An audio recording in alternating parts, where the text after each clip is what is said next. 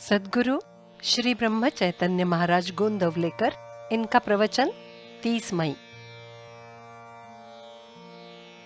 सबको भूलकर केवल श्री राम को ही याद करें। अकर्ता होने के भाव से कर्म करते रहें, यही परमात्मा को अपना बनाने का उपाय है। किसी से भी द्वेष मत्सर ना करें, सब में अपने रघुवीर को ही देखें। हमें किसी की भी निंदा नहीं करनी चाहिए, स्वयं को पहचानना चाहिए। गुणों का संवर्धन करें और दोषों का उच्चाटन करें। जहां जहां भी जाएं, वहां हमारा व्यवहार ऐसा हो कि वहां से लौटने पर लोगों का मन हमारे लिए तड़पता रहे, हमारे मिलने की आस बनी रहे। इसके लिए एक उपाय है, और वो उपाय है रघुनाथ के सिवाय हमें और कोई भी बात प्रिय न हो। देह का दुख बहुत परेशान करता है, वेदना देता है, लेकिन उसे राम कृपा से अर्थात राम स्मरण करके दूर करना चाहिए। मन पर उसका असर न होने दे। मेरे माता पिता केवल भगवान ही हैं, ये भाव दृढ़ करें।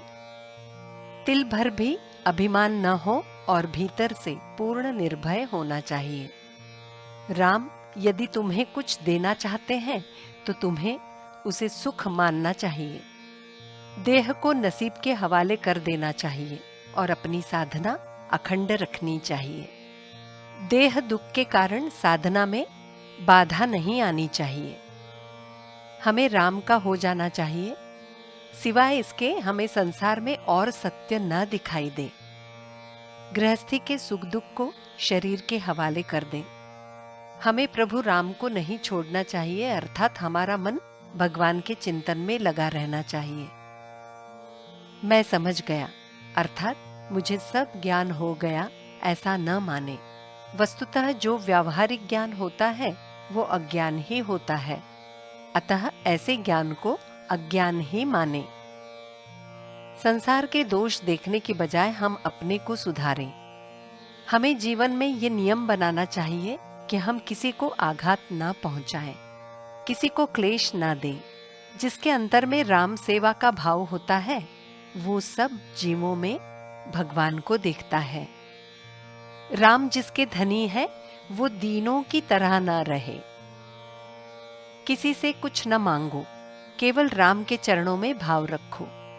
मन में ये निश्चित भाव रखना चाहिए कि जो भी बुरा होगा उसमें मैं रास्ता निकालूंगा और अपना हित कर लूंगा। जब भगवान का विस्मरण होता है तब हमें वस्तु से मोह होता है, अतः भक्ति और नाम स्मरण, इसके सिवाय हम किसी की ज्ञान बधारने वाली बातें ना सुने।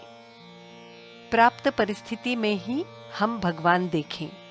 सब भला बुरा राम के हाथ में है, ये निश्चित है, तो हम सुख दुखातीत रहें।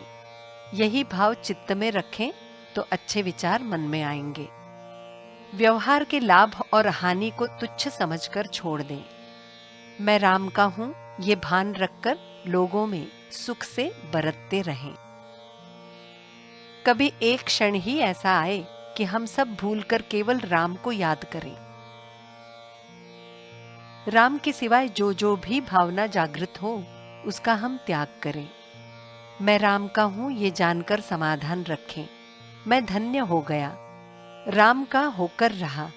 यदि ये वृत्ति दृढ़ हो गई तो इससे रघुपति संतुष्ट होंगे। वृत्ति बनाने का साधन ये है कि हम परमात्मा का अखंड अनुसंधान रखें।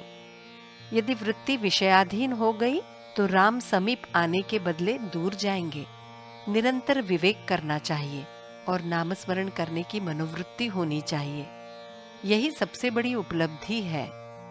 राम नाम में ऐसी शक्ति है कि जो हमें राम से मिला देती है। मैं आज तक यही सत्य निवेदन करता रहा कि नामस्मरण के अलावा दूसरी कोई हितकारक बात नहीं है। रघुनाथ के स्मरण में आनंद में रहो। आपके विरोध में किसी की भी नहीं चलेगी। जानकी जीवन स्मरण जय जय राम।